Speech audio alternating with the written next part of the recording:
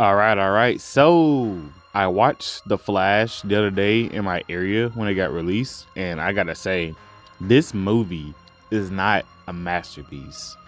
This movie is not mid. This movie is not trash or pathetic or garbage. Heck, it's not even the best superhero movie ever made like they've been hyping up to be. This movie it's alright. It's alright. It's a pretty good movie. I liked it. It was good enough for what it was. And for this video, as I'm talking about The Flash, I'm gonna try my best not to like downplay the movie over my knowledge over the comics, because I really like the Flashpoint comic, and I watched that Justice League The Flashpoint Paradox animated movie like countless times because I really love that movie. And also, I'm gonna try not to downplay the movie of this little fun fact over that I actually never liked Andrew Mills' version of The Flash. So like, I'm not like the biggest Flash fan ever, just that I fuck with the character and I have a pretty decent amount of knowledge over the character. And it's also not because of Andrew Miller's well, they're not even allegations, because, you know, there's a video of him choking a girl at Walmart, and there's stuff about him being banned out of Hawaii over bad behavior, and it's like an article of him burglarizing homes, taking their alcohol and stuff. Okay, so this may sound very petty, but I didn't like his Flash because he was goofy as fuck. He did not know how to fight, even though he had a martial arts type run.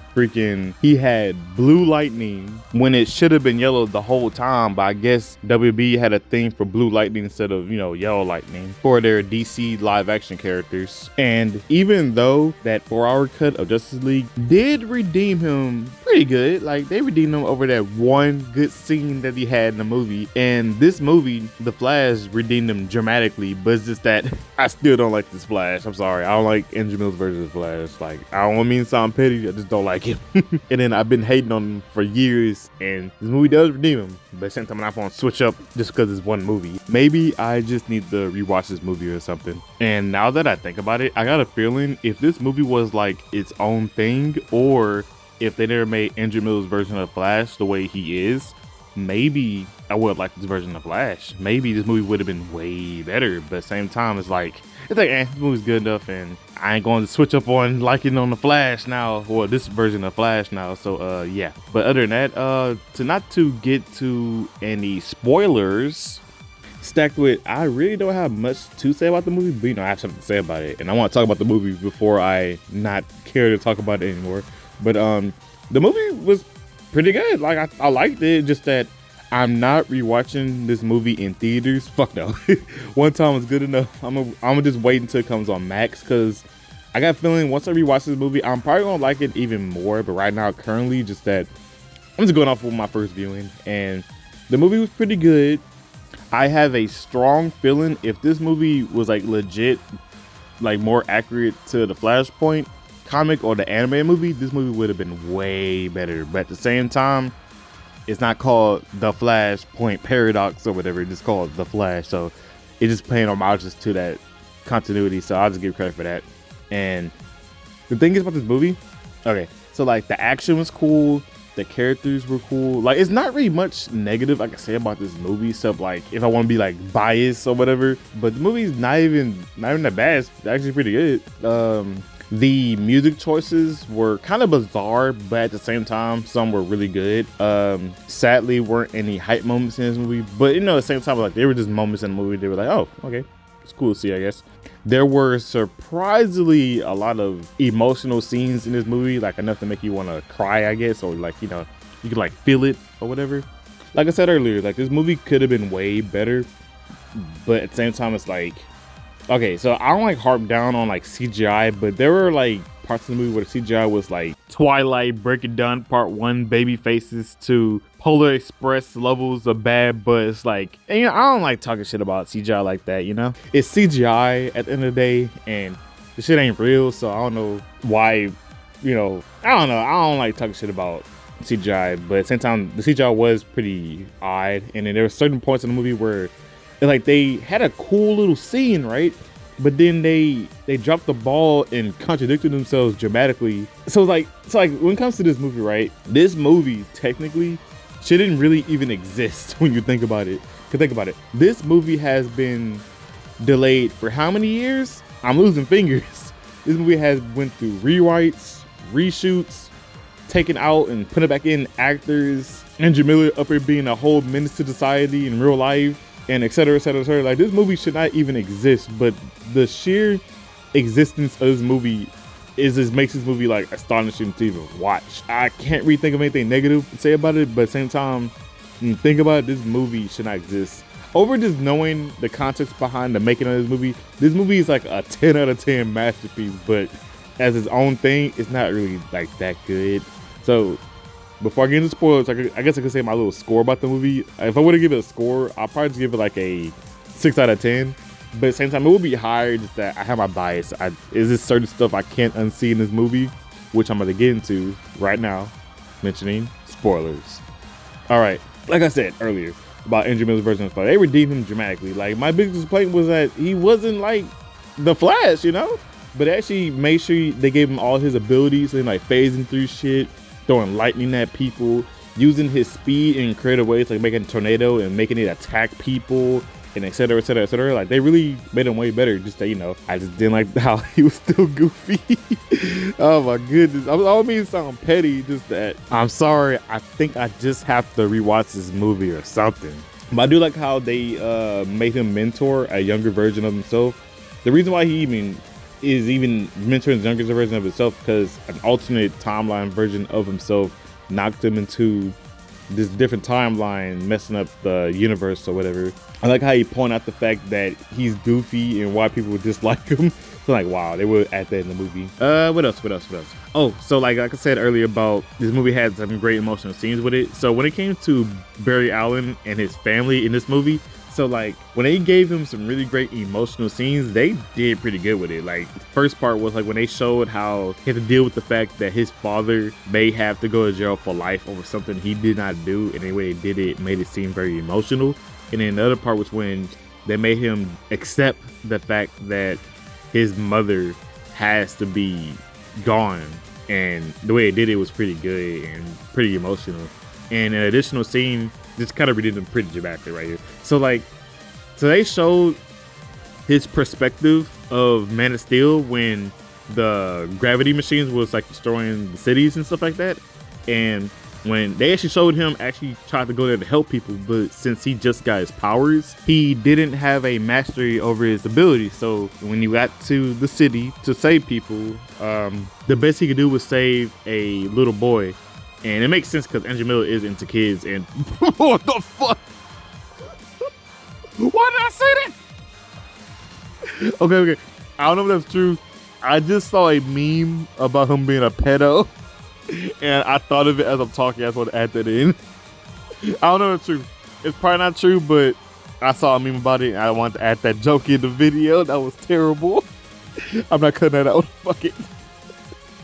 But that was a pretty good scene. Like, other than that, they redeemed this Flash dramatically. Just that I still have my bias. I'm just not gonna like a character like that. And but not really much to say about him. Just he's pretty good in this movie.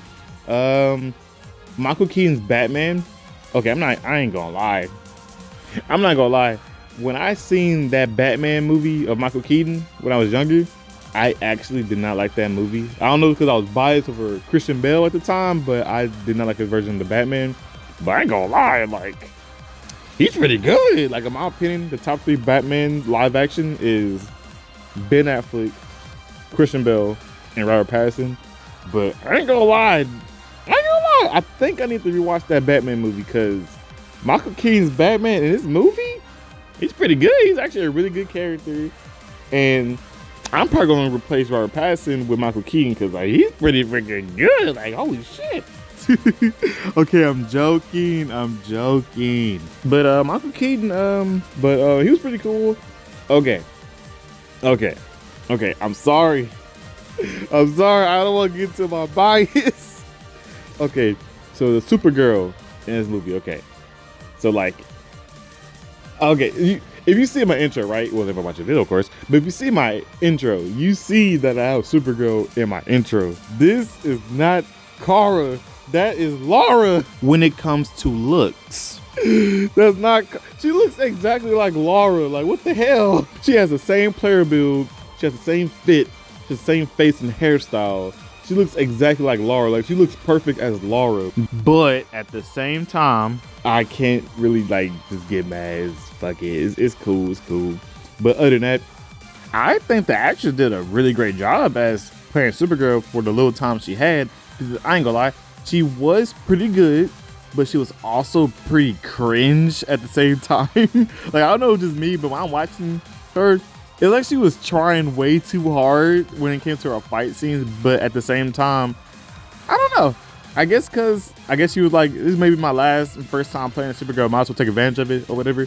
I'm not even gonna lie, I thought she was going to be an antagonist throughout this movie, or like a good portion of the movie before switching sides or whatever. Cause like the first thing she does when she gets to the sun is kill people. Freaking when the berries ask for help, she's like, why should I help you? You Earthlings tortured me for years, and and she flew off to where Zod was. Oh, speaking of Zod was pretty good in this movie.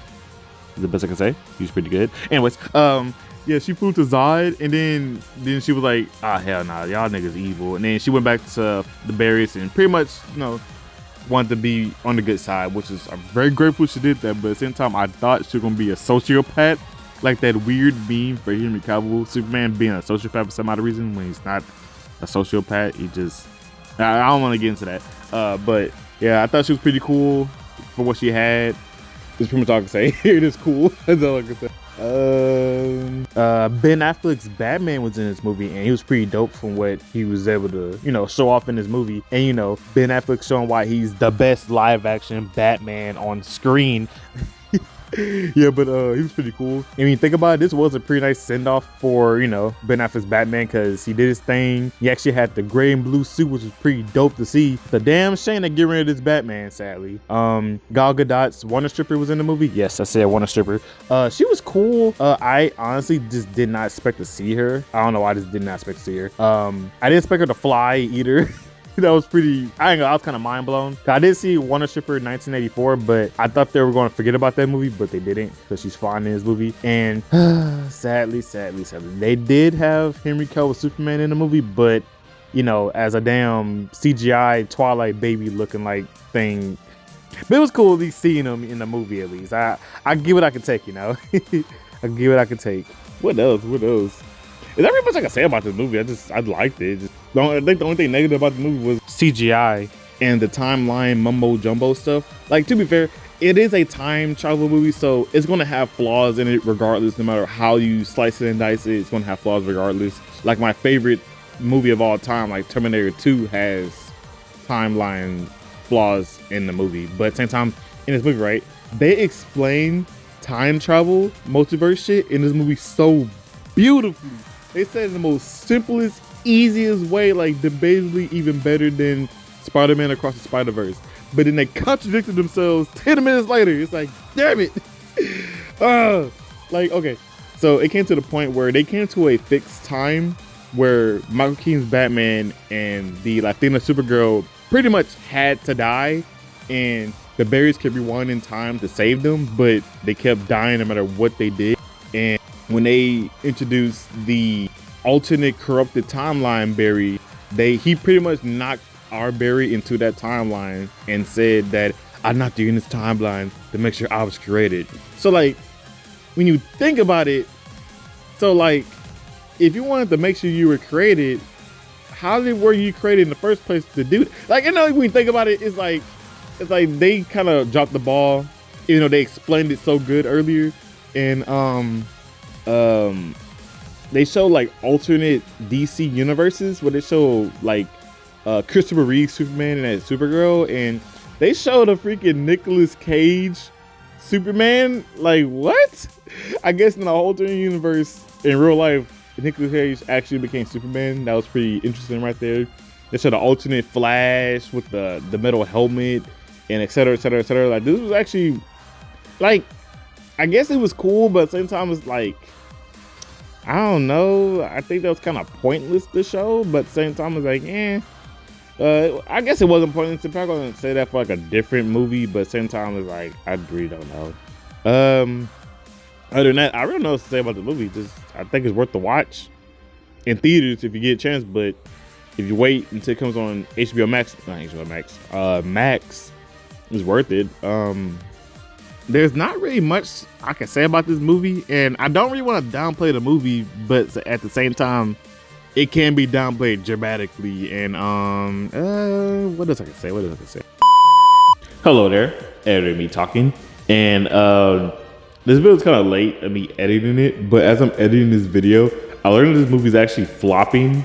So like, damn, damn. But that's pretty much it. Just want to throw this in there before I finish the edit on this video. So yeah. I don't know what else to say, so like I want to ramble on for too long. So like if you like the video, like it, like my take on the video, might as well subscribe, might as well stay tuned for more, cause I have more stuff about to be uploaded. And if you like this video, might as well check out the channel. I have a variety of videos uploaded. And oh yeah, I almost forgot to explain the title of my video. So essentially I have my video titled that way because this is technically the end of the DCEU and everything's about to get rebooted because of this movie. So like, I think it's a pretty good way to end everything. The best they could was with this, because they could have ended it on some BS. And so at least they actually tried with this movie. And you know, there's this stuff been going on since 2013, and now it's 2023. So I always liked the DCEU, but you know, it had its problems, it had its good times and bad times, and yada yada yada. But other than that, hopefully the next DC live action universe is better than this one. But other than that, I don't really know what else to say. So yeah, that's the video.